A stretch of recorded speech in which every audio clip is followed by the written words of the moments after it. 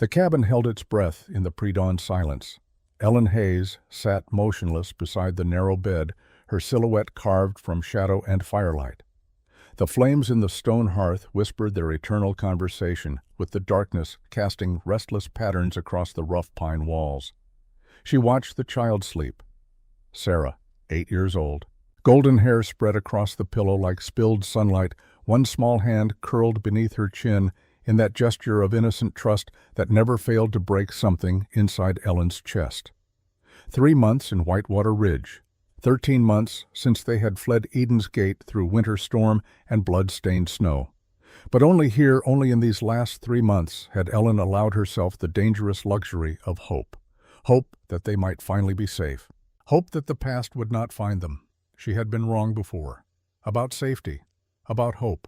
But 3 months without looking over her shoulder felt like a lifetime. Ellen's fingers moved without conscious thought to the locket hanging against Sarah's collarbone.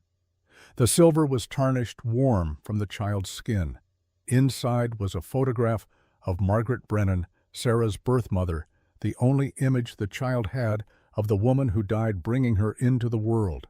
Ellen wore a matching locket hidden beneath her own dress, one that held both their ghosts, Margaret's face and her own younger self, Eliza Harrow, past and present, forever intertwined. She touched Sarah's locket with the reverence one might show a holy relic, though Ellen no longer believed in holy things. Her hand trembled. Always that tremor now, a physical manifestation of the fear that lived in her bones like a second skeleton. Outside, the Montana winter pressed against the windows with patient malevolence. December in the territories was not merely cold. It was a living thing, hungry and merciless, transforming the world into a cathedral of ice and silence. The kind of silence that could swallow screams. Ellen rose from her vigil with the practiced quiet of someone accustomed to moving through hostile spaces unseen. Her stockinged feet made no sound on the wooden floor. She had learned to walk like smoke, like memory, like all the things that leave no trace. The small Derringer pistol slept in her apron pocket, its weight as familiar as her own heartbeat.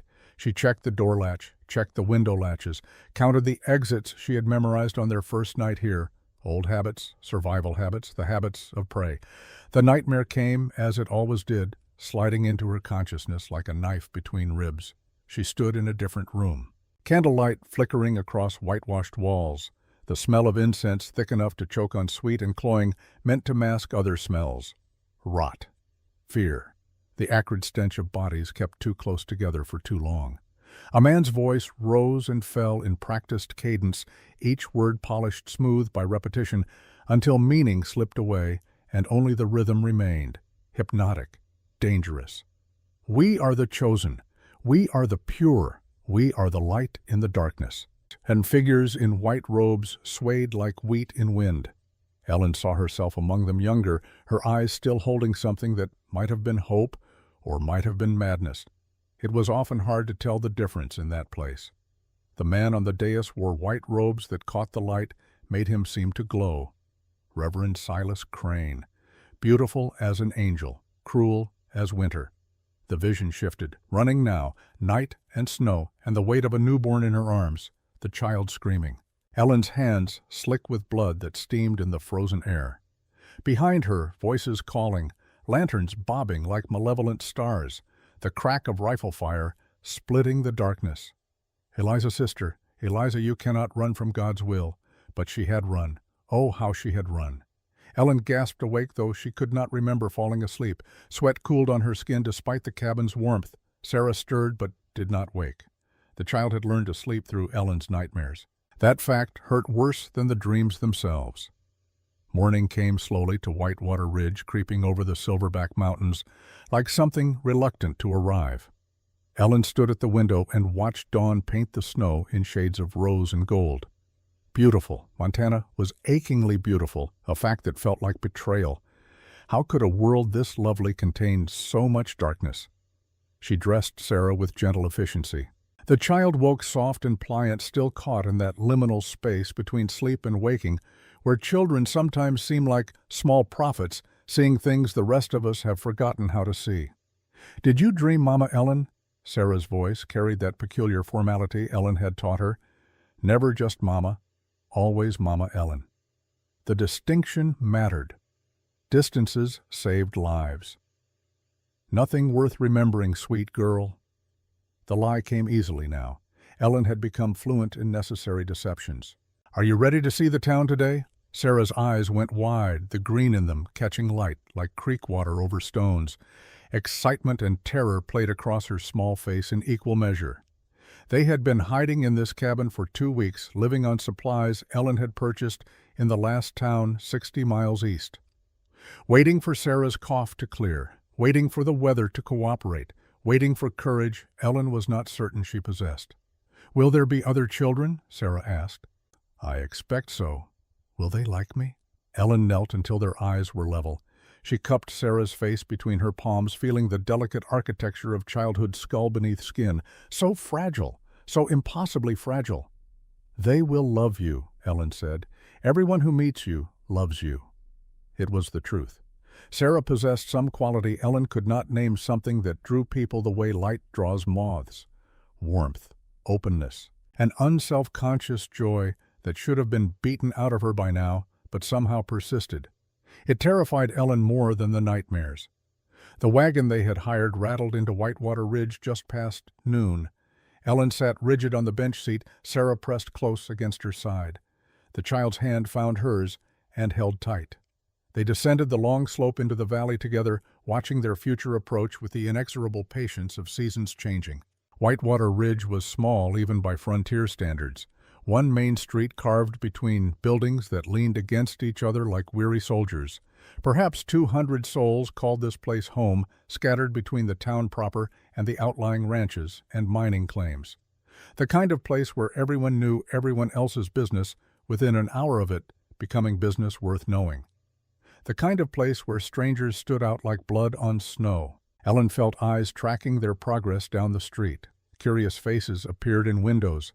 A woman sweeping her porch stopped mid-stroke to stare. 2 men outside the saloon interrupted their conversation to watch the wagon pass. Ellen kept her own gaze forward, spine straight, trying to project a confidence she absolutely did not feel. The boarding house stood at the end of the street, a 2-story structure with a wraparound porch and windows that gleamed with recent washing. A sign hung above the door hand, painted in careful letters, Hutchins House. Rooms and meals. A woman stood on the porch, arms crossed over her aproned chest, examining the new arrivals with the frank assessment of someone who had seen most everything life had to offer and been unimpressed by the majority of it. Mrs. Ida Hutchins, Ellen would learn, was 63 years old and had buried 2 husbands and 3 sons. She had opinions about nearly everything and the spine to voice them, regardless of whether anyone had asked. Her hair was iron gray, pulled back in a bun so tight it seemed to stretch her skin. Her eyes were the pale blue of winter sky, sharp enough to cut. Help you. Those 2 words contained volumes. Suspicion, curiosity, a thread of something that might have been sympathy if you looked at it from the right angle. Ellen climbed down from the wagon, then turned to help Sarah. Her hand found the derringer through the fabric of her dress, just confirming its presence. The gesture was automatic and visible. She forced her voice into something approximating normalcy. I'm Ellen Hayes. This is my daughter Sarah. We're hoping to find lodging for a few weeks, possibly longer if the town suits us. Mrs. Hutchins' gaze moved from Ellen to Sarah and back again, taking inventory, cataloging details. Ellen knew what the woman saw. A young widow in a faded blue dress that had been mended more times than its original stitching justified. Dark hair pulled back severely, thin to the point of gaunt, eyes that had seen things they shouldn't have, and a child too quiet, too watchful, too careful in her movements for 8 years old. We don't get many strangers this time of year, Mrs. Hutchins said finally. Roads close up come January. You planning to winter here? If circumstances allow. Circumstances. The word hung in the cold air like a question Mrs. Hutchins had decided not to ask yet. Well, I've got rooms, $2 a week including meals, extra for laundry and baths. That's more than fair. I know it is. Something that might have been humor flickered across Mrs. Hutchins' stern features. Come on, then. Let's get you settled before you freeze to death on my porch. Bad for business. The room was small but clean, with a narrow bed, a washstand, and a window that looked out over the mountains. Someone had left wildflowers in a jar on the sill, now dried to the color of old paper, but still holding their shape. Ellen stood at the window while Sarah explored their new quarters with the cautious excitement of a child who had learned not to trust good things. "There's a church," Sarah said, pointing. Ellen's stomach clenched. She forced herself to look. Sure enough, a white steeple rose above the other buildings at the far end of town. Small, modest, probably held services once a week presided over by some circuit preacher or local volunteer who believed in a gentle God and the fundamental goodness of his flock. Nothing like Eden's Gate. Everything like Eden's Gate. "We won't be attending services," Ellen said. Her voice came out harder than intended. "Why not?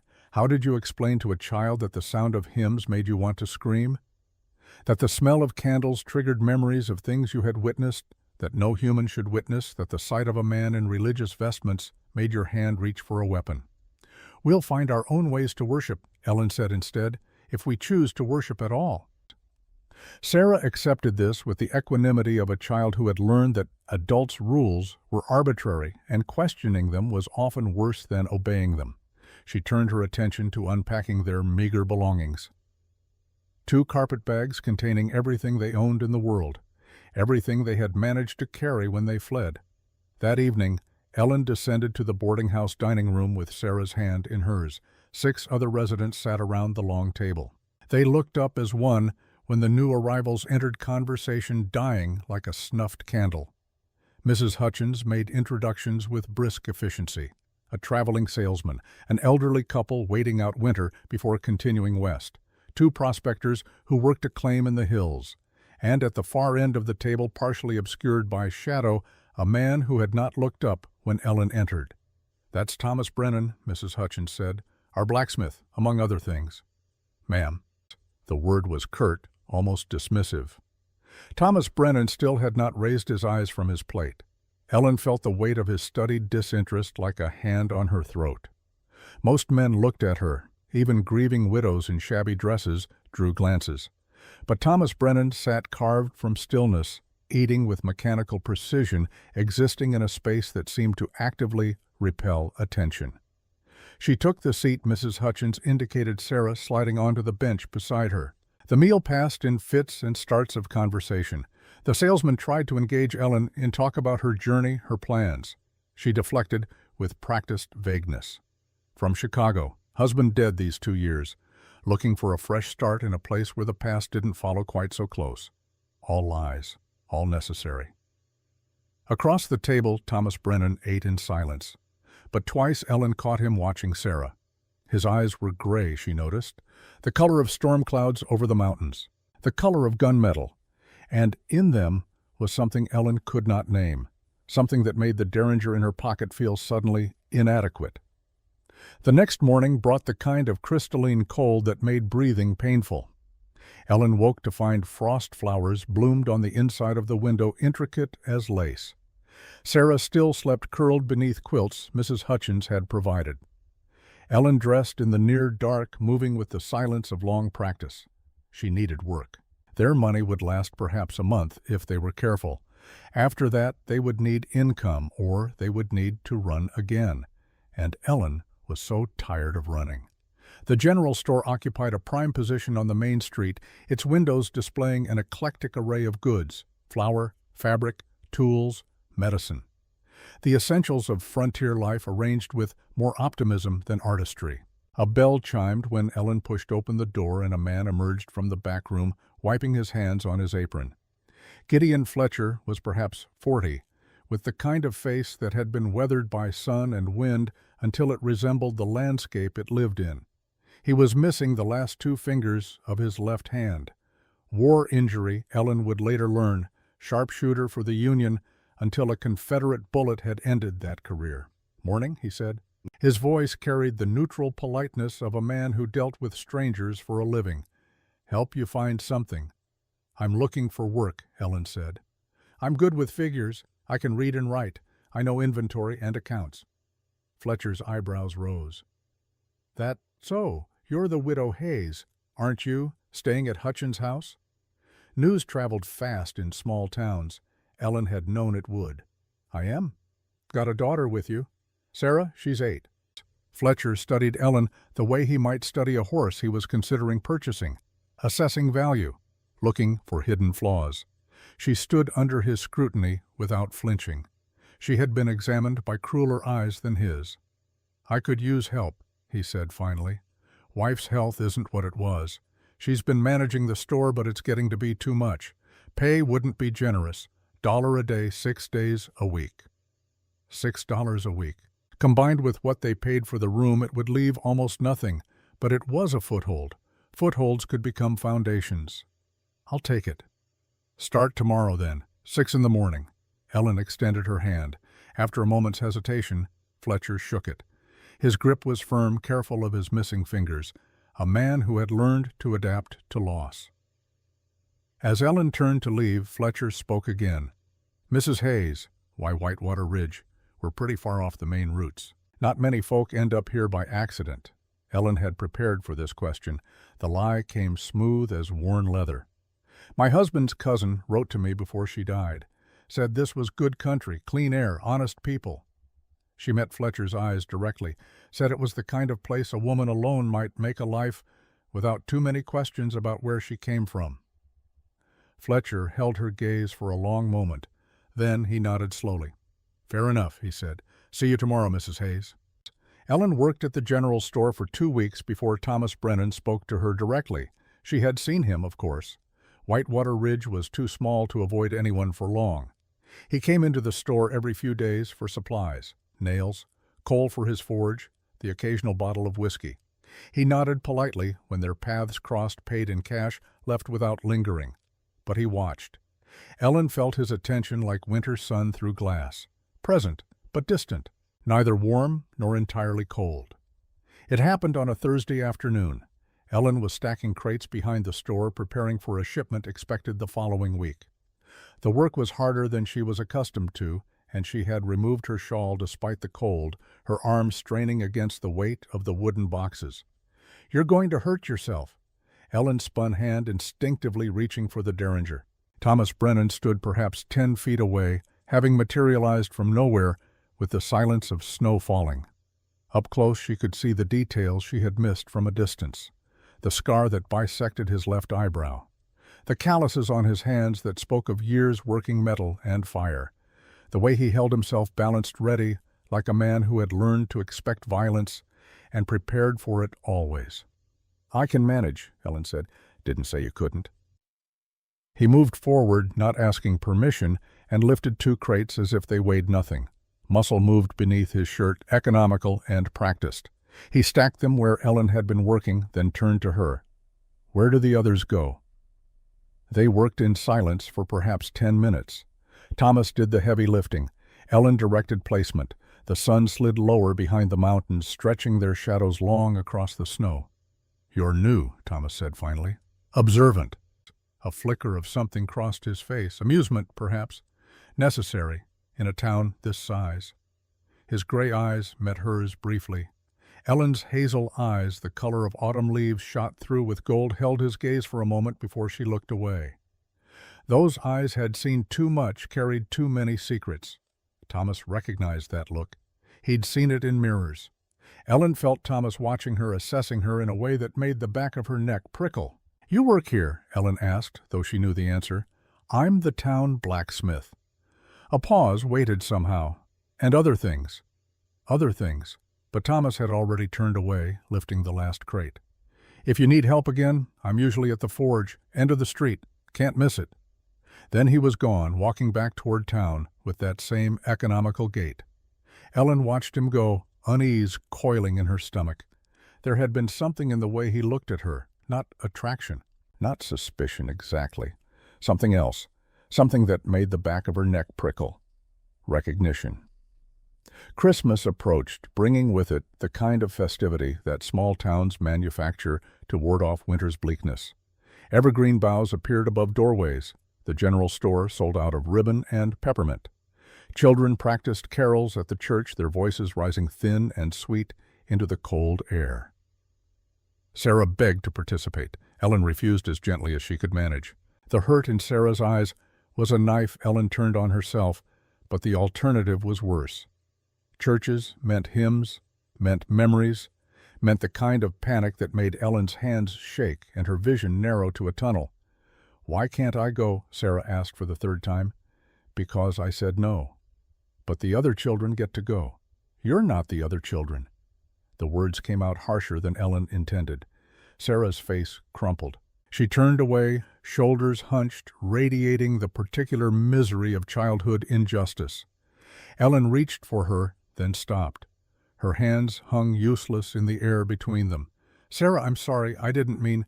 You never let me do anything." Sarah's voice was muffled by the pillow she had pressed her face into. "You never let me have friends. You never let me be normal." Normal. The word hung in the air like an accusation, because Sarah was right. Nothing about their life was normal. And Ellen had no way to explain why, without explaining everything, and explaining everything would require speaking aloud horrors that had no place in a child's vocabulary. "I'm keeping you safe," Ellen said quietly. "I don't want to be safe. I want to be happy." Ellen had no answer to that. She sat on the edge of Sarah's bed, one hand resting lightly on the child's back, feeling the small ribs expand and contract with each breath. Outside snow had begun to fall again. Always snow. Always winter. Always this cold that lived in bones and marrow and could not be burned away, no matter how high you built the fire. That night, Ellen sat alone in the boarding house parlor after Sarah had finally cried herself to sleep. The other residents had retired. Even Mrs. Hutchins had gone to bed, leaving Ellen with the dying fire and her thoughts. She held the locket. Not Sarah's locket that stayed with the child always. This was different, older. Ellen kept it hidden in her pocket, a thing she took out only in solitude. She opened it with trembling fingers. Inside were 2 photographs, both women, both dark-haired. One was perhaps 19, her face soft with youth and something that might have been hope. The other was older by only a few years, but aged by experience. Harder, wiser, sadder. Margaret Brennan and Eliza Harrow, one dead, one trying to be. Ellen Eliza, whatever name she wore, like a mask, closed the locket and returned it to her pocket. The fire popped and settled. Outside, the wind sang its lonely song through the eaves, and somewhere in the darkness she felt the weight of watching eyes. The stranger came on a Tuesday. Ellen was working at the general store, rearranging shelves according to Fletcher's new organizational system, when the bell above the door chimed. She looked up, automatic smile already forming, and felt her heart stop. The man who entered was perhaps 40, dressed in a black suit that had seen better days, but still carried an air of careful maintenance. His face was unremarkable, the kind of face you would forget 5 minutes after seeing it. But Ellen knew that face, had seen it in nightmares. Brother Caleb, one of Crane's most devoted followers. Ellen turned away quickly, keeping her back to him, pulse hammering in her throat. Maybe he wouldn't recognize her. She had changed her appearance, cut her hair, dyed it darker, lost weight until her cheekbones stood out sharp beneath her skin. Maybe she could pass as a stranger. Maybe he was here for some other reason. Maybe God, if there was a God, would grant her this one mercy. "Excuse me, miss." Ellen's hands went still on the shelf. She took a breath. Another. Turned slowly, arranging her face into polite inquiry. "Can I help you find something?" Brother Caleb studied her with the flat attention of a snake. His eyes were brown, ordinary, empty of everything except devotion to something she could not see. "I'm looking for someone," he said. His voice was soft-cultured, the voice of an educated man who had chosen zealotry over reason. "A woman traveling with a child. Perhaps you've seen them. This is a small town," Ellen said, keeping her voice steady through sheer force of will. "We get travelers, but not many this time of year. What do they look like?" The woman would be perhaps 28, 30 years old, dark hair, thin. The child is a girl, 8 years old, blonde hair, green eyes, quite beautiful. Every word was a nail driven into Ellen's coffin. He had described Sarah perfectly, too perfectly, which meant they had been tracking them, which meant they had been close, which meant they were still close. "Can't say I've seen anyone matching that description," Ellen lied. "But I've only been in town a few weeks myself. You might ask Mrs. Hutchins at the boarding house." She's been here forever, knows everyone. Brother Caleb's eyes narrowed fractionally. You're certain, quite certain. Pity. He turned as if to leave, then paused. If you should happen to see them, there's a reward. Reverend Crane is most anxious to find his daughter. The woman who took her is deranged, you understand. Dangerous! The child needs to be returned to her father for her own safety. The lies fell from his lips, smooth as honey. Ellen felt rage building in her chest, hot and acidic. She wanted to scream that Crane was no father, that he was a monster, that Sarah was safer anywhere in the world than in his hands. Instead, she said, I'll keep an eye out. Brother Caleb nodded. He moved toward the door, then stopped again. Ellen's breath caught. He was looking at something. She followed his gaze and felt the world tilt. On the counter, forgotten, lay one of Sarah's hair ribbons, blue, the color Sarah loved. The color Ellen had bought for her just last week in this very store. Pretty ribbon, Brother Caleb observed. For my daughter, Ellen said immediately. She's 9, loves blue. Another lie, building lies upon lies like a house of cards. Brother Caleb left without another word. Ellen stood frozen until the bell's chime faded. Then her knees gave way, and she sat hard on the floor, hand pressed to her mouth, fighting the urge to vomit or scream or both. They had found her. After 3 months, after crossing 2 territories, after taking every precaution, they had found her. She had to run, had to grab Sarah and disappear into the winter and pray they could make it to the next town before the roads closed completely. Had to— Mrs. Hayes. Ellen's head snapped up. Gideon Fletcher stood in the doorway to the back room, concern creasing his weathered features. Are you all right? You look like you've seen a ghost. I'm fine, Ellen managed. Just felt dizzy for a moment. I think I need some air. She fled before he could ask more questions.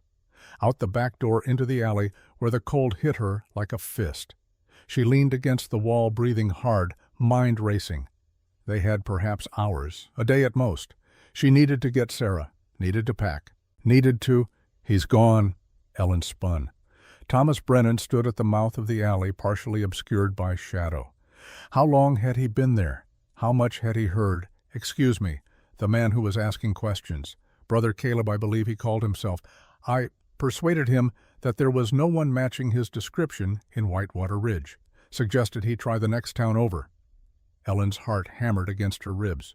Why would you do that? Thomas stepped closer. In the thin winter light, his face was all angles and shadows. Because I know who you are, Eliza Harrow.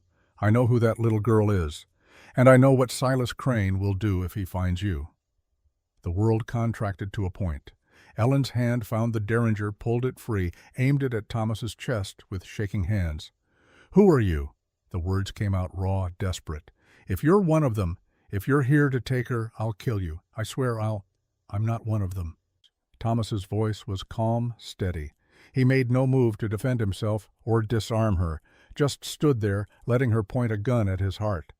I'm someone who's been looking for you, but not to hurt you, never to hurt you. Then why? Because Silas Crane killed my sister. The words fell like stones into still water. Her name was Margaret Brennan. She died 13 months ago at Eden's Gate, and the child she gave birth to before she died. Understanding crashed over Ellen like a wave. She lowered the gun slowly, horror and comprehension warring in her chest. Sarah, she whispered. Sarah, Thomas confirmed. My niece, my sister's daughter, and I've been searching for her ever since I learned she survived. Ellen's vision blurred with tears. All these weeks, all this time, Thomas had known, had watched, had waited, and she had never suspected. Why didn't you say something? Because I needed to know you were safe for her. Thomas took another step forward. I needed to know the woman who took her from that place did it out of love, not for some other purpose. I needed to watch you with her, to see if you were running towards something or just away. And Ellen's voice broke on the word. And you love her. Simple statement of fact. Anyone can see it. The way you watch her, the way you sacrifice your own comfort for hers. You're not her mother by blood, but you're her mother in every way that matters. Ellen's legs gave out. She sat down hard in the snow, gun forgotten in her lap. She was dying. Your sister, Margaret. She made me promise, made me swear I'd get Sarah out. that I'd keep her safe from him. And you have. Thomas crouched down until they were eye level. For 13 months you've kept her safe. You've fed her, clothed her, loved her. You've given her everything you had, including pieces of yourself. That's what mothers do, Eliza. Ellen, she corrected automatically. I'm Ellen now. Eliza died the night we escaped. Ellen, then. His gray eyes held something she could not name, understanding perhaps, or kinship. I'm not here to take Sarah from you. I'm here to help you keep her, because what Crane did to my sister, what he'll do to Sarah if he catches her. He stopped, jaw clenching. We can't let that happen. Ellen looked up at him through tears. You barely know me. I know enough. Thomas stood, offered his hand. I know you're brave. I know you're desperate. I know you're running out of money and options, and I know that Crane won't stop. He'll send more than Brother Caleb. He'll send an army if he has to. This town, these good people, they'll try to help when he comes, but they don't understand what they're facing. Ellen took his hand, let him pull her to her feet. And you do? I spent a year undercover in Eden's Gate. The words were bitter. Joined them, pretended to believe. Tried to find evidence that would put Crane in prison. I failed, but I learned how he thinks, how he operates, what he is capable of. He's capable of anything. Ellen's voice was hollow. I know. Thomas's hand tightened on hers. Brief pressure, then release. But so are we, if we work together. Ellen looked at this man who had appeared in her life like an answer to a prayer she had not dared to speak. This stranger who was not a stranger. This uncle who had tracked his niece across 2 territories and waited weeks to reveal himself. What do you want from me? She asked. Your trust and your testimony. I work for the Pinkerton Agency now, have been building a case against Crane and Eden's Gate for 2 years, but I need witnesses, people who were inside, people who saw what he did. And if I testify, if I go public, they'll take Sarah, put her in an orphanage or a state home. Not if Crane is in prison. Not if we do this right. And if we do it wrong, Ellen's voice cracked, if we fail. Thomas met her eyes. In them was a grief that matched her own. Then we don't fail, because failure means Sarah ends up back in his hands, and I won't let that happen to another little girl, not after Margaret. Ellen stood in the alley, snow beginning to fall around them like ash, like the end of the world, like all the terrible things that gather at the edges of safety. She thought of Sarah, of Margaret's dying plea, of 3 months running and a lifetime of fear, and this man offering something she had not allowed herself to hope for. Help, alliance. The possibility that she did not have to fight this battle alone. How do I know I can trust you? She whispered. Thomas reached into his pocket, slowly telegraphing the movement so she would not reach for the gun again. He pulled out a small leather folder, opened it. Inside was a badge, Pinkerton National Detective Agency, and next to it a photograph, a young woman with dark hair and Sarah's eyes. Margaret. Because we both loved the same person, Thomas said quietly, and we both loved Sarah. That's enough to start with. Ellen looked at the photograph, at Margaret, who had died bringing Sarah into a world that wanted to devour her, who had trusted a stranger with her most precious thing, who had believed even in that terrible place that love could survive. All right, Ellen said, we work together. But if you betray me, if you try to take Sarah, I won't. If you do, I'll kill you. The words were not a threat. They were a promise. Do you understand? Yes. Ellen held his gaze for a long moment. Then she nodded once, sharp, decisive. Then we'd better get started, because if Brother Caleb is here, Crane isn't far behind. They walked back toward town together through the falling snow, 2 broken people carrying their dead between them. 2 warriors preparing for a battle neither one was certain they could win. Behind them, the mountains stood eternal, indifferent to the small human dramas playing out in their shadow. And ahead in the boarding house, where a golden-haired child slept unaware that her world had just shifted on its axis, the future waited, with teeth bared. The ghost of Margaret Brennan walked between Ellen and Thomas, silent, loving, demanding justice. And in some distant place, Silas Crane smiled in the darkness, moving his pieces across the board, confident in his righteousness, in his power, in his divine right to reclaim what he believed was his. But Ellen Hayes, who had been Eliza Harrow, who had survived Eden's Gate and carried a child through winter and learned to live with nightmares was done running. The covenant she had made over Margaret's cooling body held firm. Sarah would be kept safe, whatever the cost. The forge burned long into the night. Ellen stood in the doorway of Thomas's workshop, snow melting from her shawl, watching him hammer metal into submission. Sparks flew upward like angry stars. The rhythm was hypnotic. Strike, pause, strike.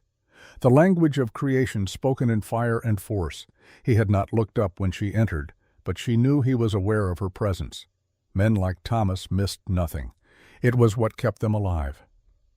"Sarah's asleep," Ellen said finally. "Mrs. Hutchins is watching her." Thomas plunged the glowing metal into water. Steam hissed, billowing between them like a curtain. When it cleared, he was watching her with those storm cloud eyes. "We need to talk," he said. Not a question. Ellen moved deeper into the workshop. The heat was tremendous after the cold outside. It pressed against her skin, made her aware of her own body in ways she had learned to ignore. Survival meant disconnecting from physical sensation. Pain was information. Warmth was dangerous because it made you want things. Thomas set down his hammer with deliberate care. He retrieved a leather satchel from beneath his workbench, opened it, and spread documents across the scarred wooden surface.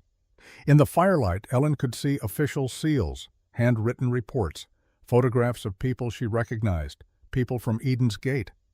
"I've been working this case for 2 years, Thomas began.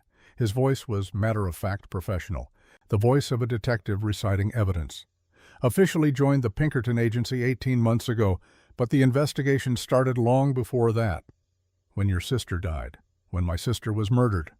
The correction was sharp. "Margaret didn't die. She was killed, slowly, methodically, by starvation and exposure and medical neglect and the kind of spiritual abuse that destroys a person from the inside out." Ellen heard the rage beneath his controlled words. It matched her own. She understood what it meant to carry that kind of anger, to bank it like coals, to keep it burning without letting it consume you. "Tell me about her," Ellen said softly. Thomas was quiet for a long moment. His hands rested on the document still.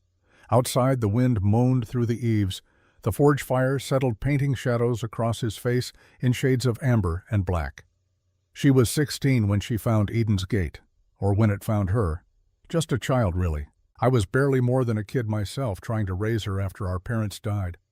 Margaret was always searching for something bigger than herself. Meaning, purpose. She'd lost our parents young. I raised her as best I could, but I was barely more than a kid myself. When Crane came through Denver with his revival meetings, she heard him speak and thought she'd found God. Ellen knew the rest, had lived it herself.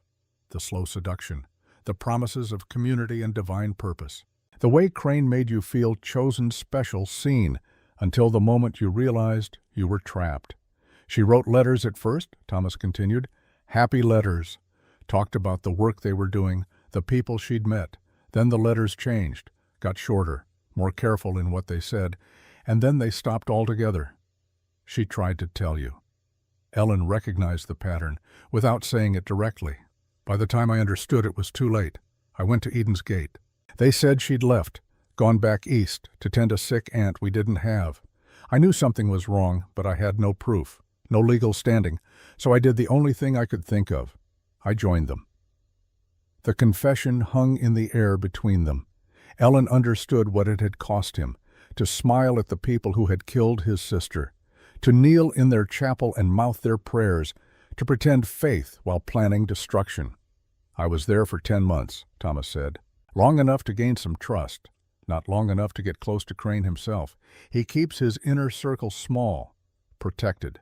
But I learned how the compound works, the hierarchy, the punishments, where the money goes. He pulled out a ledger, opened it to a marked page. Ellen leaned closer.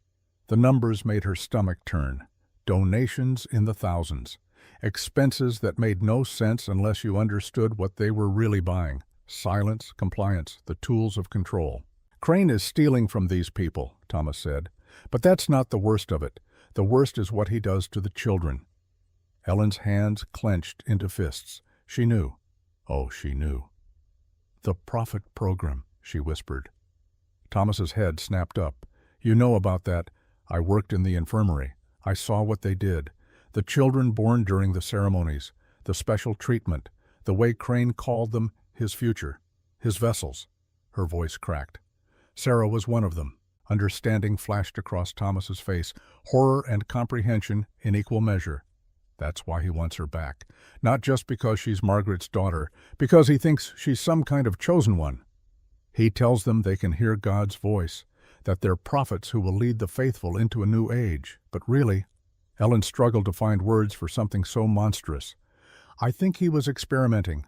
Isolation, sleep deprivation, substances in their food, creating dependency, programming them from birth to be extensions of his will. The silence that followed was heavy with shared grief. Two people who had witnessed evil and survived it, who carried the weight of those who had not. "I couldn't prove any of it," Thomas said finally. "Couldn't get the evidence I needed. And then Margaret died giving birth, and I knew I had failed her. Failed everyone still trapped in that place. So I left. Went to the Pinkertons. Convinced them to make it an official investigation. And now you need witnesses. I need more than witnesses. I need documentation, testimony from people who were in the inner circle. Crane is careful. He leaves no paper trail that connects him directly to the worst crimes. Everything runs through intermediaries. If we're going to build a case that will hold up in court, I need concrete evidence." Ellen thought of the things she had seen, the things she could testify to. It would mean speaking aloud memories she had tried to bury. It would mean reliving trauma she had barely survived the first time. But it would also mean justice. For Margaret, for all the others, for Sarah. "I'll testify," she said. "I'll tell them everything. But Thomas, you need to understand something. If this fails, if Crane walks free, he won't just come after me. He'll destroy this entire town. Everyone who helped us. He doesn't forgive. He doesn't forget. He punishes. Then we don't fail." The certainty in his voice was almost enough to make her believe. The next weeks fell into a rhythm that felt almost normal. Ellen worked at the general store. Sarah began to venture out more, playing with the town children under Ellen's watchful eye. Thomas maintained his cover as the blacksmith, but spent evenings with Ellen and Sarah at the boarding house, building the foundation of an alliance that looked to outside eyes like courtship. Mrs. Hutchins noticed, of course. Her knowing looks followed Ellen through the dining room, followed Thomas when he pulled out Ellen's chair, followed both of them when they sat together after supper, Sarah between them reading aloud from books borrowed from the church library. "That Mr. Brennan seems quite taken with you," Mrs. Hutchins observed one morning while Ellen helped with breakfast preparations. Ellen kept her attention on the eggs she was scrambling. "He's been kind to Sarah. She needs a father figure." "And what do you need?" The question was too direct to deflect. Ellen looked up, meeting Mrs. Hutchins' sharp blue gaze. "I need to keep my daughter safe. Thomas Brennan's good at keeping people safe. He's got that look about him. Military maybe, or law." Ellen's hands stilled on the pan. "What makes you say that?" Mrs. Hutchins smiled a brief quirk of her thin lips. "I've buried 2 husbands and 3 sons, girl. I know how men carry violence. Some wear it like a badge. Others fold it up small and tuck it away. Thomas is the second kind, the dangerous kind, because when men like that finally let loose what they've been holding back, God help anyone in their path." The observation was too accurate to be comfortable. Ellen returned her attention to breakfast, but she felt Mrs. Hutchins watching her with that unsettling perception. "You're running from something," the older woman said quietly. "And Thomas is helping you. I don't need to know what or why, but I want you to know that when trouble comes, and it will come because it always does, you won't be alone in facing it." Ellen's throat tightened. "Why would you help me? You don't even know me." "Don't I?" Mrs. Hutchins began slicing bread with precise, efficient movements. "I know a woman protecting her child. I know desperation when I see it, and I know that whatever you're running from is worse than whatever you'll find here. That's enough." Ellen discovered she had no words. She simply nodded, blinking back tears she could not afford to shed. That afternoon, Thomas taught Sarah how to shoe a horse. Ellen watched from the doorway of the forge, officially there to bring Thomas lunch, but really just wanting to see them together. Sarah was perched on a stool, eyes wide with fascination, as Thomas explained the process. He was patient with her in a way that made Ellen's chest ache, answering her endless questions, letting her touch the tools, treating her curiosity as something valuable rather than annoying. "Why do you heat the metal?" Sarah asked.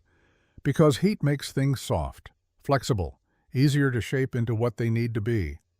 Thomas demonstrated plunging iron into the coals. "But if you heat it too much, it becomes brittle, breaks easy. The trick is finding the right temperature, hot enough to change, but not so hot it loses its strength." Sarah considered this with the seriousness she brought to everything. Like people, Thomas glanced up, caught Ellen's eye. Something passed between them. Understanding, shared pain, the recognition that they were all heated metal shaped by trauma trying not to break. "Yeah," Thomas said quietly, "like people." He let Sarah hold the hammer while he guided her hand. Together they struck the cooling metal, the sound ringing clear and true. Sarah laughed, delighted by her own strength. The sound was so rare, so precious, that Ellen felt her heart crack open with love and fear in equal measure. This was what she wanted for Sarah: laughter, wonder, normalcy, all the things Ellen could not give her alone. That night, after Sarah was asleep, Ellen and Thomas sat together in the boarding house parlor. The other residents had retired. The fire burned low. They sat in chairs, pulled close knees, almost touching, speaking in voices barely above whispers. "She asks about her mother sometimes," Ellen said. "Margaret. I tell her what I remember, that she was kind, that she loved her, that she was brave." Was she brave? At the end? Ellen thought back to those final hours. Margaret pale and bleeding, fighting to stay conscious long enough to deliver her daughter, gripping Ellen's hand with desperate strength while she made her promise. "She was terrified," Ellen said honestly, "but she fought anyway, for Sarah." "That's the bravest thing there is." Thomas's jaw clenched. Ellen saw him swallow hard, fighting emotion. "I should have protected her," he said roughly. "I was her big brother. It was my job to keep her safe, and I failed." "You didn't fail. Crane is a predator. He spent years perfecting his techniques. You couldn't have known." "I should have." Ellen reached out without thinking, covered his hand with hers. His skin was warm, calloused, scarred from years of forge work. He looked down at their joined hands like he was seeing something miraculous. "We can't change the past," Ellen said softly. "We can only protect the future. And that's Sarah. She's the future Margaret fought for, the future we're both fighting for now." Thomas turned his hand over, lacing his fingers through hers. The gesture was intimate in a way that had nothing to do with romance. It was connection, alliance. Two soldiers in the same war. "When this is over," he said, "when Crane is in prison and Sarah is safe, what will you do?" Ellen had not let herself think that far ahead. The future was a luxury she could not afford. But sitting here, hand in hand with this man who understood her in ways no one else could, she allowed herself a moment of imagining. "I don't know," she admitted. "I've been running so long I'm not sure I remember how to stand still." "You could stay here, in Whitewater Ridge. Sarah seems happy. The town suits you." "And what would I do? Work at the general store forever. You could do anything you wanted. Open a dress shop, start a school, or—" He paused, something uncertain crossing his face. "You could marry a blacksmith, help him raise his niece, build something real." Ellen's breath caught. She searched his face, looking for signs he was joking, found none, just sincerity and hope and a vulnerability that made him look younger than his years. "Thomas, you barely know me." "I know enough. I know you're the strongest person I've ever met. I know you'd die for that little girl upstairs. I know you've survived things that would have broken most people." His gray eyes held hers, intense and honest. "I know that when I watch you with Sarah, I see the family I thought I'd lost. And I know that's probably too much too fast. But I also know that life is short and brutal. And if you find something worth fighting for, you don't wait."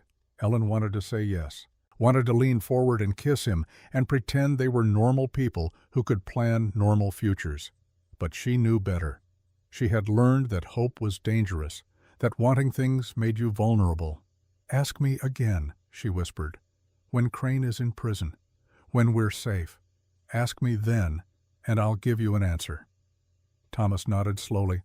He brought her hand to his lips, pressed a kiss to her knuckles that felt like a promise. "I'll ask you then, ask." They sat in silence, hands joined, watching the fire burn down to embers. Outside, winter deepened its grip on the valley. Inside, something fragile and tentative began to grow. The nightmares started 3 weeks after Brother Caleb's visit. Ellen woke to Sarah screaming. She was across the room before conscious thought, gathering the child into her arms, murmuring soothing nonsense. But Sarah didn't wake. Her eyes were open but unseeing, staring at something only she could perceive. "The light," Sarah moaned. "It's so bright it burns. He says I have to come home. He says I'm his. He says the calling is coming, and I have to be ready." Ice flooded Ellen's veins. "Sarah, wake up. You're dreaming. Wake up, sweetheart." But Sarah continued to mutter words tumbling over each other, some of them making no sense, others too clear, too specific. She described rooms Ellen recognized, rituals she should have no memory of. And over she spoke of him. Crane. As if he were speaking directly into her mind. When Sarah finally woke, truly woke, she was crying and confused. She didn't remember the nightmare, didn't remember the things she had said. Ellen held her until dawn, rocking her like an infant terror clawing at her throat. The episodes continued, every few nights at first, then every night. Sarah would wake or seem to wake and speak in that eerie, disconnected voice. Sometimes she sleepwalked. Ellen found her twice standing at the window, forehead pressed to the cold glass, whispering prayers Ellen thought she had forgotten. Ellen consulted Dr. Yates, an elderly physician with kind eyes and a skeptical mind. He examined Sarah thoroughly, found nothing physically wrong, and suggested what every doctor suggested when faced with female distress. "Nerves," he said with confidence. Ellen found infuriating. "Young girls are prone to hysteria, especially those without proper maternal guidance." His gaze flicked to Ellen. Perhaps if she had a father figure, stability, a normal home. Ellen wanted to scream that Sarah had maternal guidance, that Ellen had been more mother to this child than most women were to children they birthed, but she swallowed her rage and thanked him for his time. That night, Sarah had the worst episode yet. Ellen woke to find the child's bed empty. Panic sent her running through the boarding house in her nightgown, checking rooms, calling Sarah's name in urgent whispers. She found her at the church. Sarah stood in the small chapel moonlight, streaming through the windows, painting her in silver and shadow. She was singing. A hymn Ellen recognized from Eden's Gate, one of Crane's favorites. Her voice was high and pure and utterly wrong. "Sarah." Ellen approached, slowly, afraid of startling her. "Sarah, come back to bed." Sarah turned. Her eyes were open but empty. "He's coming," she said in a voice that was not quite her own. "The light is coming. The Father calls his children home. The prophets must gather for the convergence." Ellen felt her world tilt. Those were Crane's words, his phrases. How could Sarah know them? She had been an infant when they escaped, had no memory of that place, unless the memories were being planted, unless Crane had found a way to reach her even across this distance. Thomas found them 20 minutes later, alerted by Mrs. Hutchins, who had heard Ellen running through the house. He stood in the chapel doorway, taking in the scene with those sharp detective eyes. Sarah still singing. Ellen kneeling before her, begging her to wake up. Thomas crossed the space in 3 strides, knelt beside Ellen, and took Sarah's small hands in his large ones. "Sarah," he said firmly, "it's Uncle Thomas. I need you to come back now." The effect was immediate. Sarah blinked, focused, and suddenly she was just a little girl again, confused and frightened by her surroundings. "Why am I in the church?" she asked, voice small. "Mama Ellen, why are we at the church?" Ellen gathered her up, carried her back to the boarding house, tucked her into bed. Sarah fell asleep almost instantly, exhausted by whatever had possessed her. Ellen sat beside her, stroking her hair, feeling helpless in ways she had not felt since those first desperate days of their escape. Thomas waited in the hallway.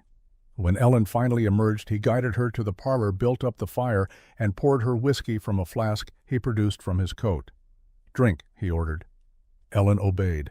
The liquor burned, grounding her in her body. "It's happening," she said dully. Whatever they did to her at Eden's Gate, it's still working. He's still inside her head.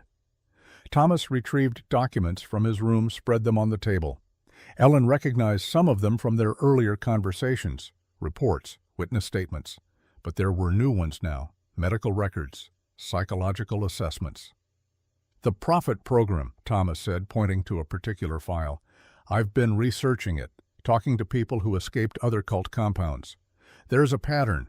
Children born during specific rituals are treated differently from birth, isolated, given substances that alter their brain chemistry, subjected to repetitive messaging that creates almost hypnotic susceptibility. They're brainwashing infants. Worse, they're creating neural pathways, building in triggers that can be activated later, even years later." His finger traced lines in a diagram. "I think Crane is using some kind of signal, maybe a frequency. Maybe something chemical that Sarah was exposed to as a baby. When she gets near anything associated with Eden's Gate religious symbols, hymns, it activates those pathways." Ellen felt sick. "So she's like a weapon he programmed, just waiting for him to pull the trigger." "More like she's still connected to him. Through those early experiences, through trauma. The human mind is incredibly complex. We don't understand half of how it works. But I think if we can figure out the mechanism, we can break it. How? I don't know yet, but I know someone who might. There's a doctor in Denver, specialist in treating trauma. He's worked with survivors of similar situations. I can send him my notes. Ask for consultation." It was a thin hope, but it was hope. Ellen clung to it. Over the following days, Sarah's episodes intensified. She drew pictures that disturbed Ellen deeply. A man in white robes, arms outstretched. Circles within circles. Symbols Ellen recognized from Eden's Gate. Flames and flowers and strange geometric patterns that seemed to hold meaning Sarah could not articulate. "I don't know why I draw them," Sarah said, frustrated and frightened. "They just come out of my hands." Ellen watched her daughter, her heart breaking. Sarah was slipping away from her, being pulled back toward that terrible place by threads Ellen could not see or cut. The town began to notice. Whispers followed them. Concerned looks. Reverend Matthews, the elderly circuit preacher who held services at the small church, approached Ellen after one of Sarah's sleepwalking incidents. "Mrs. Hayes," he said gently, "I wonder if I might speak with you about Sarah. I've noticed she seems troubled. Perhaps prayer might help. The good Lord offers comfort to those who seek it." Ellen's instinct was to refuse, but Matthews seemed genuinely concerned. And desperate as she was for any help, any solution, she found herself agreeing.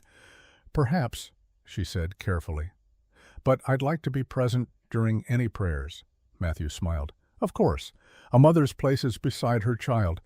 Shall we say tomorrow afternoon after your work at the store?" Ellen agreed, though something in her stomach twisted uneasily. Christmas approached despite everything. The town prepared for celebrations. Garlands appeared. Children practiced carols.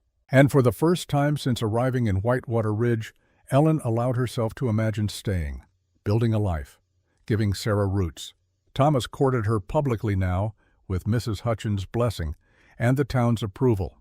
He brought small gifts, a hair ribbon for Sarah, peppermints from the general store. Once a book of poetry that made Ellen's eyes sting with unexpected tears because it meant he had been paying attention to the things she read. New Year's Eve brought a gathering at the saloon. The whole town turned out, even Ellen, who had avoided large crowds since their arrival.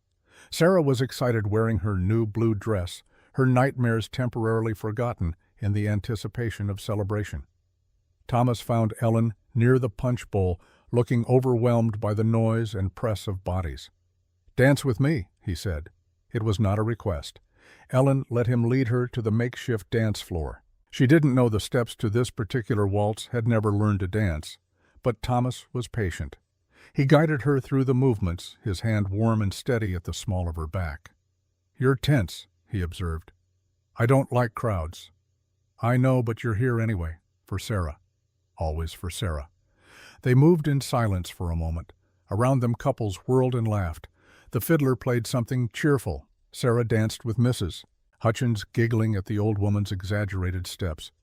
"When this is over," Thomas said quietly, his breath warm against her ear, "when Sarah is safe and Crane is in prison, could we have this normal things, dances and dinners and Sunday afternoons. Ellen closed her eyes, let herself imagine it. A life without fear. A home without locks on every door. Waking up without immediately checking for threats. "I don't know if I remember how to be normal," she admitted. "Then we'll learn together." The music swelled. Thomas pulled her close enough that she could feel his heartbeat through his shirt. Close enough that when she looked up, their faces were inches apart. "I'm going to kiss you," he said. "If you don't want me to say so now." Ellen should have said no, should have maintained distance, should have remembered all the reasons this was complicated. Instead, she tilted her face up. The kiss was gentle, tentative. The kiss of two people who had both been broken and were learning how to be whole again. His lips were warm. His hand cradled her face with a tenderness that made her want to weep. When they pulled apart, Ellen was shaking. "When this is over," she whispered, "ask me again." "I will." The moment shattered as Sarah screamed. Ellen spun hard in her throat. Sarah stood frozen in the middle of the dance floor, staring at something only she could see. Her eyes were wide and terrified. "He's coming," Sarah said, her voice carrying over the suddenly silent room. "He says the time is near. He says I have to be ready. He says everyone who helped hide me will burn." Ellen ran to her, gathered her up. Sarah was rigid in her arms, still staring at nothing. "3 days," Sarah whispered. "He'll be here in 3 days, with fire and righteousness, and then we all go home." Ellen looked at Thomas over Sarah's head, saw her own fear reflected in his face. Across the room, Reverend Matthews stood very still, very pale, one hand pressed to his chest. And Ellen knew. She knew with the certainty of instinct and experience, knew it in her bones. They had been betrayed. That night, after Sarah finally calmed and slept, Ellen and Thomas confronted Matthews at the church. They found him on his knees before the altar praying or weeping or both. "How long?" Thomas's voice was cold. "How long have you been reporting to them?" Matthews looked up. His face was ravaged by guilt. 2 weeks. They have my grandson. Crane sent men. They took him from school in Denver, said they'd kill him if I didn't tell them when she arrived." Ellen felt the world tilt. 2 weeks. Matthews had known for 2 weeks, had been watching them, reporting their movements, setting them up. "You condemned us all," she said quietly. "For one child, you condemned an entire town." "I had no choice," Matthews' voice broke. "He's 7 years old, my daughter's only son." What would you have done? Ellen thought of Sarah. Knew with absolute certainty that she would burn the world for her. "I would have asked for help," she said, "instead of making deals with demons." Thomas moved closer to Matthews, radiating controlled fury. "How many are coming when exactly?" 20 men, maybe more. They'll arrive in 3 days after the road's clear from the last snow. Crane himself will be with them. Matthews buried his face in his hands. He doesn't just want the girl, he wants to make an example. Everyone who helped her will be punished. Ellen and Thomas exchanged glances. 3 days. They had 3 days to prepare for war. "Go home," Thomas told Matthews. "Lock yourself in. Don't speak to anyone. If you warn them, we know if you do anything to help them, I will kill you myself. Do you understand?" Matthews nodded, broken. As they left the church, Ellen felt the weight of what was coming settle on her shoulders. She had run from this fight for so long, but running was done. Crane had found them, and now there was only one way forward, through the fire. "We need to tell the town," she said. "They deserve to know what's coming." Thomas took her hand, laced their fingers together. "We tell them tomorrow. Tonight we plan, we prepare, and we make sure that when Crane arrives, he finds something he doesn't expect." "What's that?" "People willing to fight back." They stood together in the snow, looking out over the sleeping town. Somewhere in the darkness, Sarah slept unaware that her nightmares were about to become terrifyingly real. But Ellen was done running, done hiding, done letting fear dictate her choices. Silas Crane wanted a war. He was about to get one, and this time the ghost he was hunting would not disappear. She would stand and fight, whatever the cost. Dawn came cold and clear to Whitewater Ridge. Ellen stood in the town meeting hall facing citizens who had gathered at Thomas's urgent summons, faces she had come to know over these months. Mrs. Hutchins, Gideon Fletcher, Dr. Yates, miners and ranchers and shopkeepers, good people who had no idea what was about to descend upon them. She took a breath, let it out slowly, and began to speak the truth. My name is not Ellen Hayes, it's Eliza Harrow. The child you know as my daughter is Sarah Crane. And in 3 days, a man named Silas Crane will arrive here with 20 armed followers to take her back to the place we escaped from 13 months ago. The silence that followed was absolute. Ellen continued, her voice steady despite the trembling in her hands. She held nothing back. Every detail of Eden's Gate, every cruelty, every loss. About Margaret Brennan's death and Sarah's birth. About the Prophet program and the children Crane had destroyed. She did not spare herself, did not soften the edges. She had been a prisoner, a witness to atrocities, and now she was a mother willing to die to keep her child safe. When she finished, the silence stretched. Then Mrs. Hutchins stood chair scraping against wood. "I've seen enough death in my time," the old woman said, her voice hard as winter stone, her voice carrying to every corner of the room. "I've survived blizzards and droughts and the kind of heartbreak that would have killed weaker women. And I'll be damned if I'm going to let some mad preacher come into my town and terrorize a child."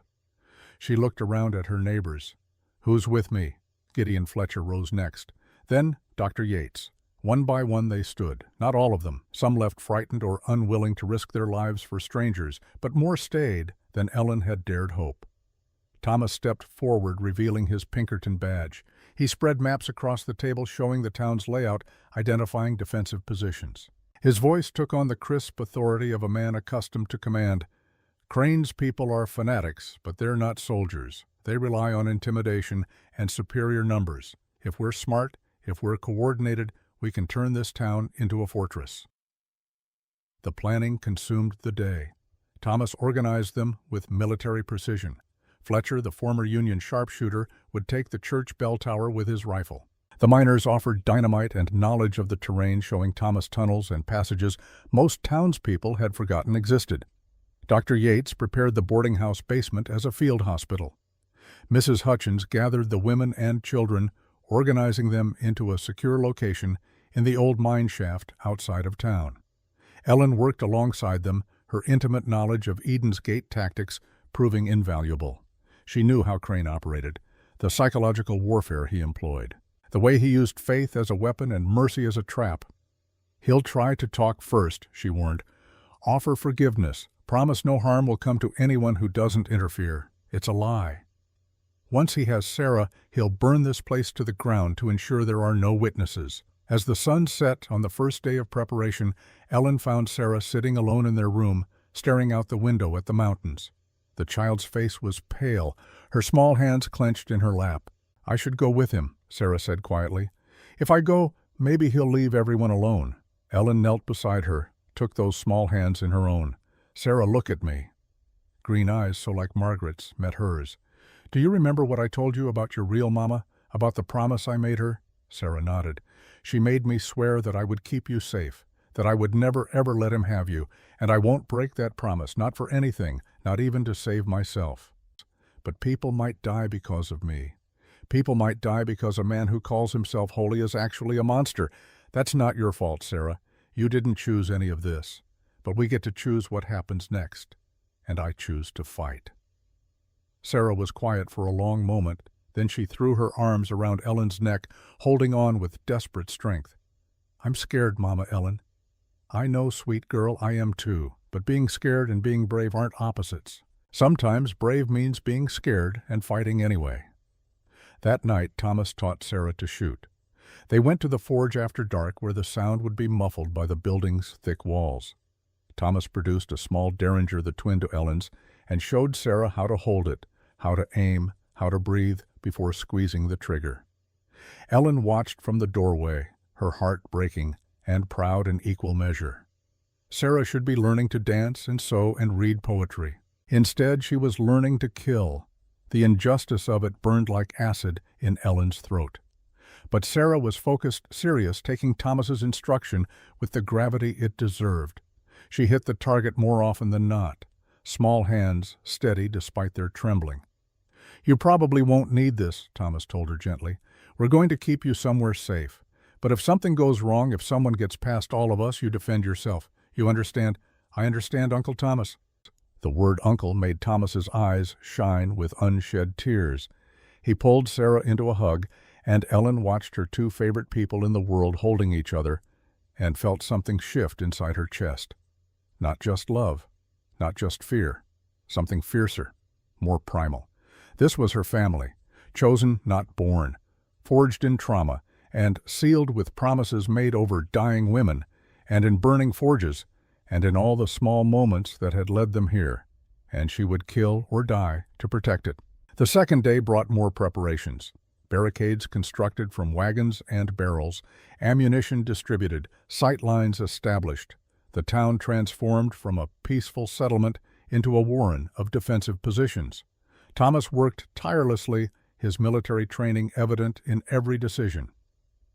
Ellen found him alone in the church as night fell.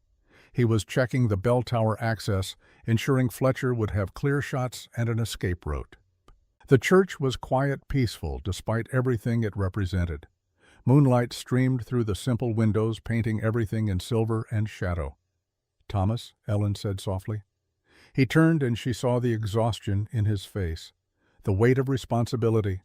He was trying to save everyone, trying to protect a town that wasn't his people he barely knew, all for the sake of a woman and child who had stumbled into his life 3 months ago.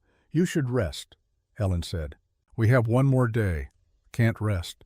Too much to do. Then let me help." But they both knew everything that could be done had been done. They stood in the quiet church, two people on the eve of battle, and Ellen felt the weight of unspoken words pressing against her ribs. "If I don't survive tomorrow," she began. "Don't. Let me finish." Ellen moved closer. "If I don't survive, promise me Sarah goes to a real family. Not some institution. Someone who will love her." Thomas reached out, cupped her face in his scarred, gentle hands. "She has family. Us. Us? I know it's fast. I know it's insane. But I've watched you become a mother to my sister's child. You're the bravest person I've ever met. And he stopped, swallowed hard. "I love you, both of you. And when this is over, I'd like to make it real. Marriage, family, all of it." Ellen's vision blurred with tears. She had not let herself want this, had not dared to imagine a future beyond survival. But here it was offered with simple sincerity by a man who understood her in ways no one else ever could. "Then we better not die," she whispered. She kissed him. It was not gentle or tentative like their first kiss. This was desperate and hungry and full of all the words they had not said. His arms came around her, pulling her close. She felt his heartbeat against hers, proof they were both still alive, still fighting, still here. When they finally broke apart, both breathing hard, Thomas rested his forehead against hers. "When this is over," he said, "I'm going to marry you. I'm going to adopt Sarah. We're going to build a life that Margaret would be proud of." "Yes," Ellen said. The word was a vow, a promise, a prayer to whatever God might still be listening. Yes to all of it. They held each other in the silent church, drawing strength from shared warmth until the moon set and the darkest part of night settled over the valley. Then they went to prepare for war. The third day dawned with heavy clouds that promised snow. Ellen woke before light, dressed in practical clothes, and checked her weapons with hands that had finally stopped shaking. The derringer in her pocket, a hunting knife Thomas had given her, sharp enough to split hair, and something else. Something she had not touched in 13 months. From the bottom of her carpetbag, Ellen withdrew the small vial she had taken from Eden's Gates Infirmary. The substance inside was clear, odorless, deadly. She had stolen it the night they escaped insurance against capture. If Crane caught her, if there was no other way out, she would not let him take her alive. She stared at the vial for a long moment. Then she tucked it into her bodice next to her heart, just in case. Sarah was awake, dressed in the warmest clothes they owned. Ellen braided her hair with steady fingers, securing it with the blue ribbon Thomas had given her. The child was quiet, watchful, old beyond her years. "Whatever happens today," Ellen said softly, "know that you are loved, by me, by Thomas, by Margaret, wherever she is. You are loved, Sarah. Never doubt that. I love you too, Mama Ellen." The words were a benediction, a grace. Ellen kissed Sarah's forehead, breathing in the scent of childhood and soap and innocence, and prayed to gods she no longer believed in that this would not be the last time. They came at noon. 20 riders appeared on the ridge overlooking town, silhouetted against the gray sky like a painting of the apocalypse. They descended slowly, deliberately, giving the town time to see them coming. Psychological warfare. The erosion of hope through inevitability. Ellen stood in the middle of the main street, Thomas beside her. Behind them, the town waited in defensive positions, armed and ready. Sarah was safe in the mine shaft with Mrs. Hutchins and the other children, protected by women with shotguns and the kind of maternal fury that made soldiers tremble. The riders reached the edge of town and stopped. A single figure rode forward, and Ellen felt her stomach clench with recognition and revulsion. Silas Crane looked exactly as she remembered. Beautiful as a fallen angel, terrible as a plague. White robes that seemed to glow against the dark sky, silver hair falling to his shoulders, eyes the blue of summer sky, clear and mad, and utterly convinced of their own righteousness. He smiled when he saw Ellen, the smile of a teacher greeting a wayward student. "Sister Eliza," he called, his voice carrying that practiced resonance that made every word sound like scripture. "I've missed you. We all have." Ellen stepped forward, keeping Thomas in her peripheral vision. "I was never your sister. I was your prisoner." Crane's smile faded, replaced by an expression of gentle sorrow so convincing Ellen almost believed it herself. "Such harsh words. I gave you shelter, purpose, family." "You gave her chains," Thomas said, his voice cold. "It ends here, Crane." Crane's gaze shifted to Thomas, assessing him with the calculation of a predator. "Marshal Brennan, I wondered when you would appear. How long did you spend in our community, pretending faith while planning betrayal? 10 months, was it?" Thomas's jaw clenched, but he said nothing. "You don't understand what we built there," Crane continued, addressing the hidden townspeople now. "A place free from the corruption of the world, where children grow up pure and protected, where God's will is made manifest." His eyes found Ellen again. "Sarah belongs with us. She was born for a divine purpose. Her mother understood that. Margaret was blessed to carry the prophet child. She fulfilled her role in God's design. She was your victim," Thomas said, his hand moving toward his gun, "and her last words were about saving Sarah from you." Crane's expression hardened, the mask of benevolence slipping to reveal the cruelty beneath. "Bring me the child, now, or this town burns." The threat hung in the cold air. Ellen saw movement among Crane's followers, weapons being readied, faces set with fanatic conviction. Then a small voice rang out, clear and defiant, "No." Ellen's heart stopped. She turned to see Sarah standing at the edge of the street, having escaped from the mine shaft somehow. The child's face was pale but determined, her small hands clenched into fists. "Sarah, get back!" Ellen commanded, terror making her voice sharp. But Sarah walked forward, stopping halfway between Ellen and Crane. She looked at the man who claimed to be her father, and there was no fear in her eyes, only a fierce, burning clarity. "I hear you," Sarah said. "In my nightmares, you whisper and whisper, trying to make me think you're God. But you're not God. You're just a bad man who hurts people." Crane's face transformed. The mask dropped completely, revealing naked rage. "You dare speak to me this way? I am your father. I created you for a divine purpose." "You're not my father," Sarah said. "Uncle Thomas is my father, and Mama Ellen is my mother. They chose to love me. You just wanted to use me." The truth of it, spoken in a child's voice, echoed across the street. Ellen saw it hit Crane like a physical blow. His hand shot out in a sharp gesture. "Take her!" Everything erupted at once. Crane's followers charged forward. Gunfire exploded from the church tower as Fletcher began shooting with deadly precision. The miners detonated charges they had planted in the street, creating barriers of flame and debris. Townspeople emerged from hiding weapons, raised fighting with the desperate courage of people defending their home. Ellen ran for Sarah, but Brother Caleb materialized between them, knife in hand. The same empty eyes, the same fanatic devotion. He slashed at her, and she barely dodged the blade ripping her sleeve. "You betrayed us," Caleb hissed. "Led the marshal to our door, stole the prophet child." "I saved her," Ellen gasped, pulling her own knife. From you. From all of you. They fought in the chaos of battle. Caleb was larger, stronger, trained in violence, but Ellen fought with something he lacked. She fought for love, for Sarah, for Margaret's dying wish, and that made her deadly. She feinted left, went right, and drove her blade into Caleb's ribs.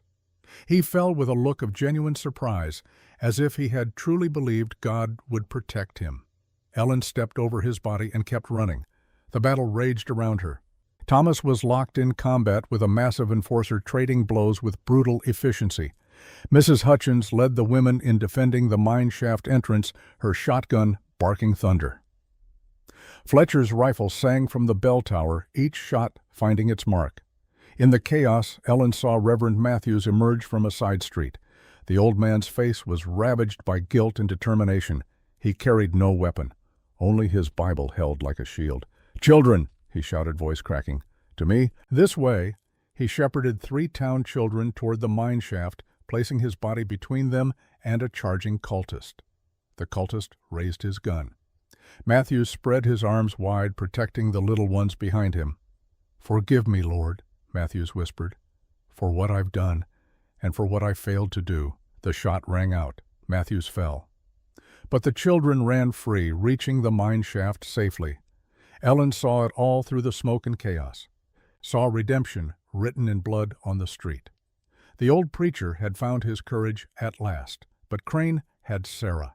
Ellen saw him grab the child, saw Sarah struggle, saw him drag her toward the church. He had a gun to her head, using her as a shield, moving with the confidence of a man who believed himself untouchable. Ellen ran, faster than she had ever run. Her lungs burned, her vision narrowed to a tunnel. Nothing existed except Sarah's terrified face and Crane's retreating back. She burst into the church to find it already burning. Crane must have set it deliberately, creating chaos and cover. Flames licked up the wooden walls, consuming the simple pews, filling the air with choking smoke. Crane stood before the altar Sarah held against him, gun pressed to her temple. "Stop," he commanded, "or I kill her now." Ellen froze. Her hand was on her derringer, but she could not risk the shot, not with Sarah so close. "Let her go," Ellen said. "Please, I'll do anything." "Just let her go." Crane laughed a sound without humor. "You think I want you? You're damaged goods, Eliza, contaminated by doubt and rebellion. But Sarah is pure, born in the light. She's mine, my creation, my prophet." "I'm not yours," Sarah said, her voice remarkably steady. "You're not my father. Margaret told Mama Ellen. She said you hurt her. She said you were evil." Crane's face contorted with rage. He spun the gun toward Sarah, finger tightening on the trigger. Ellen moved without thought, threw herself forward. The gun fired. Pain exploded in her shoulder, white-hot and devastating. But she had knocked Crane's arm aside. The bullet meant for Sarah's head had caught Ellen instead. She felt hard blood spreading across her dress. Through the pain and smoke she saw Thomas crash through the door, saw him tackle Crane. The 2 men fought viciously, rolling across the burning floor. Sarah crawled to Ellen, small hands pressing against the wound, trying to stop the bleeding. "Mama Ellen, don't die. Please don't die." Ellen wanted to reassure her, wanted to say everything would be fine, but the pain was immense, and the smoke was choking her, and she could feel blood pulsing out with each heartbeat. Thomas and Crane struggled near the altar. Thomas had lost his gun. Crane produced a knife. They grappled for it, both men's faces twisted with effort and hate. "Do it," Crane snarled. "Kill me. Make me a martyr. My followers will never stop hunting you." Thomas hesitated. Ellen saw the conflict in his face, saw him weighing justice against vengeance, saw him make his choice. "You're not worth it," Thomas said, and began to pull back. Crane laughed triumphantly, raising the knife for a killing blow. Then the ceiling beam fell. Burning wood, weakened by fire, crashed down directly onto Crane. He had one moment to scream before the weight crushed him into silence. No martyrdom, no glorious death. Just a man killed by the fire he had set trapped under burning timber, dying as he had lived. Through destruction of his own making, Thomas scrambled away from the flames, ran to Ellen and Sarah. He scooped them both up with desperate strength, carrying them toward the door as the church collapsed around them. They burst into cold air and snow. Thomas laid Ellen gently on the ground, tearing fabric to bind her wound. His hands shook. His face was pale with fear. "Stay with me," he commanded. "Ellen, stay with me." "Is he dead?" Ellen managed to gasp. "Crane?" "Yes, he's dead." "Sarah!" "I'm here, Mama Ellen." Sarah's tear-streaked face appeared above her. "I'm safe." Ellen smiled despite the pain. "Good. That's good." Dr. Yates appeared, medical bag in hand. He examined the wound with practiced efficiency, his weathered hands surprisingly gentle. "Bullet went clean through. Missed the bone. You're lucky." Lucky. Ellen almost laughed. She had been shot protecting her daughter from a madman in a burning church, but she was alive. Sarah was alive. Crane was dead. Maybe that was luck after all. The battle ended as quickly as it had begun. With Crane dead and Brother Caleb fallen, the remaining Eden's Gate followers lost their conviction. Some surrendered. Some fled into the mountains, where winter would be their judge. The townspeople stood victorious, battered but alive, staring at the burning church with a mixture of shock and grim satisfaction. Ellen spent 2 weeks in bed while her shoulder healed. Dr. Yates had been right. The wound was clean, the recovery straightforward. But Ellen felt changed in ways that had nothing to do with physical injury. She had stopped running, had stood and fought, had chosen to protect rather than flee, and in doing so had discovered something she thought she had lost forever: home. Spring came early to Whitewater Ridge that year. By March, the snow had melted from the valley floor, revealing new grass and wildflowers. The town rebuilt the church this time with stone instead of wood, a memorial to those lost in the battle, a symbol of resilience. Ellen stood at the window of the boarding house, watching Thomas and Sarah in the garden below. He was teaching her to plant vegetables, his large hands guiding her small ones, both of them laughing at some shared joke. The sound rose like birdsong, like prayer, like all the good things Ellen had stopped believing in. Mrs. Hutchins appeared beside her, 2 cups of tea in her weathered hands. "You planning to marry that man or just admire him from a distance?" the old woman asked with characteristic bluntness. Ellen accepted the tea, smiling. "He hasn't asked yet. He's been carrying a ring in his pocket for a week. Saw it when he was getting coins for the store. Just waiting for the right moment, I expect." Ellen's heart did something complicated in her chest. Hope and fear and longing all tangled together. The right moment came 3 days later. Thomas appeared at the boarding house in his best clothes, freshly shaved-looking, nervous in a way Ellen had never seen. He asked if she would take a walk with him. Sarah stayed with Mrs. Hutchins, shooting Ellen a knowing look that made her feel transparent as glass. They walked to the site of the new church. Workers had finished the exterior. The interior still smelled of fresh-cut wood and possibility. Thomas guided Ellen inside, where afternoon sunlight streamed through windows not yet fitted with glass. "This is where it happened," Thomas said quietly. "Where Crane died, where you almost died saving Sarah. I remember, but it's also where something else happened. Where you stopped being just a woman running and became someone fighting for what she loved. Where we all did." Ellen waited, her heart hammering against her ribs. Thomas knelt. From his pocket he produced a simple gold band. Not expensive, not elaborate. Just honest and true and real. "Eliza Ellen Margaret Harrow Hayes, or whatever name you want to call yourself now. Will you marry me? Will you let me be Sarah's father and your husband? Will you build a life here with me in this town that fought for us with this child we both love?"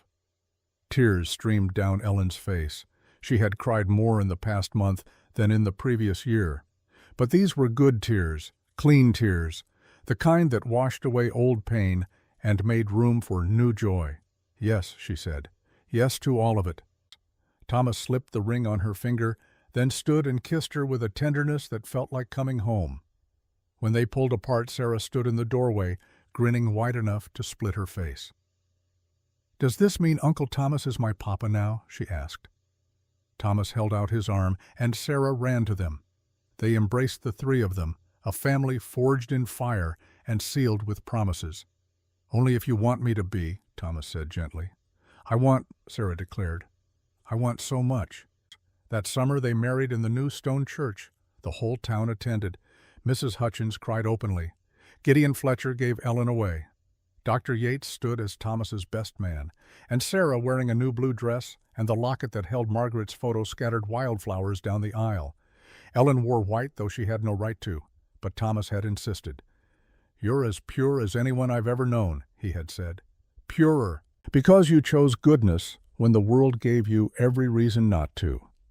They spoke their vows in voices that shook with emotion, promised to love and protect and stand together against whatever darkness might come. And when the preacher declared them married, the town erupted in cheers. At the reception, Ellen found herself alone for a moment, watching Sarah dance with Thomas, both of them laughing. Mrs. Hutchins materialized beside her with 2 glasses of champagne. "To new beginnings," the old woman said, raising her glass. Ellen clinked hers against it. "To new beginnings." "That child loves you fiercer than most blood," Mrs. Hutchins observed, "and you love her the same." "She's mine," Ellen said simply. "Not because I gave birth to her, because I chose her every day, even when it was hard, especially when it was hard." "That's what family is," Mrs. Hutchins agreed. "Choosing each other, day after day. That's the covenant that matters." Covenant. The word resonated in Ellen's chest. She thought of Margaret dying in that terrible place, extracting a promise from a stranger, thought of Thomas tracking his niece across territories, waiting weeks to reveal himself. Thought of this town standing against evil for the sake of one little girl, covenants made and kept, promises honored, love chosen over fear. That night, after the celebrations ended, Ellen tucked Sarah into bed in their new home. Thomas had bought the old Fletcher property, the house Ellen had once dreamed of owning. They would live here, plant roots, build something that would last. Sarah was half asleep, exhausted from dancing and cake and joy. "Mama Ellen," she murmured, "do you think my first mama knows that I'm safe and happy?" Ellen smoothed golden hair back from Sarah's forehead. "I think she knows. I think she's been watching over you this whole time. And I think she's proud of you. I wish I could remember her. You have her eyes, her smile, her brave heart. You carry her with you always." Sarah's hand found the locket around her neck. Inside was the photo of Margaret, and on the other side a new photograph, Ellen Thomas and Sarah together, past and present, united. "I love you, Mama Ellen. I love you too, sweet girl, always." Ellen kissed her forehead and left the room, closing the door softly. Thomas waited in the hallway, and together they walked to their own room, their marriage bed, their future. They made love slowly, tenderly, 2 people who had been broken and made whole again through choosing each other. Afterward they lay tangled together, Thomas's hand resting on Ellen's healing shoulder, her head on his chest, listening to his heartbeat. "Do you think it's really over?" Ellen asked quietly. "Eden's Gate, Crane, all of it. The Pinkertons raided the compound 2 weeks ago," Thomas said. "Found enough evidence to arrest everyone in leadership. The children are being placed with families. The adults who want to leave are being helped. It's over." Ellen breathed out slowly, feeling something she had carried for so long finally release its grip. "What do we do now?" she asked. Thomas smiled in the darkness. "We live. We raise Sarah. We grow old together. We do all the normal, boring, beautiful things that people do when they're not running for their lives." That sounds perfect. And it was. The years that followed were ordinary in the best possible way. Thomas ran the blacksmith shop. Ellen opened a small school teaching the town children to read and write. Sarah grew up wild and happy, beloved by everyone who knew her. Sometimes Ellen still had nightmares. Sometimes Sarah woke crying from dreams she could not name. But they faced those shadows together as a family, and each time the darkness retreated a little more. On Sarah's 16th birthday, Ellen gave her Margaret's journal, the one Thomas had kept all these years, filled with his sister's elegant handwriting. Her hopes and fears and dreams for the daughter she would never raise. Sarah read it cover to cover, tears streaming down her face. When she finished, she hugged Ellen with desperate strength. "Thank you," she whispered, "for keeping your promise, for giving me the life she wanted me to have." "She gave you to me," Ellen said, "the greatest gift I've ever received. It was my honor to keep you safe." That night, Ellen stood on the porch of their home, watching the sun set over the mountains. Thomas came to stand beside her, his arm around her waist, both of them comfortable in silence. "Do you ever regret it?" he asked. Everything you went through to get here, Ellen thought about it. Thought about the fear and pain and loss. Thought about Margaret dying in her arms. Thought about 13 months of running and 3 months of terror and that final terrible battle. "No," she said finally, "because it brought me here, to you, to Sarah, to this life, and I wouldn't trade this for anything." Thomas kissed her temple. "Neither would I." They stood together as darkness fell, two people who had been strangers and became allies and became lovers and became family. Behind them, through the window, Sarah practiced piano, the notes rising sweet and clear into the evening air. The covenant made in blood and terror and desperation had become something else entirely. A covenant of love, of choice. A family forged not in biology, but in the daily decision to stay, to protect, to cherish. Ellen had once believed she was saving Sarah. But in the end, Sarah had saved her too, given her a reason to stop running, a reason to fight, a reason to live. And that, Ellen thought as she watched stars emerge in the darkening sky, was grace, real grace. Not the twisted version Crane had preached, but the true kind. The kind that came through choosing love over fear, through keeping promises even when it cost everything, through covenant. The silence of the Montana night settled over Whitewater Ridge, peaceful and deep. And in that silence, if you listened carefully, you might hear an echo, a whisper of all the women who had fought for this moment, Margaret giving her life, Ellen giving her freedom, Mrs. Hutchins and all the others giving their courage, a covenant of women protecting a child, building a future where love mattered more than blood. And in that future, Sarah would grow strong and brave and free, just as Margaret had dreamed, just as Ellen had promised, just as it should be. The end.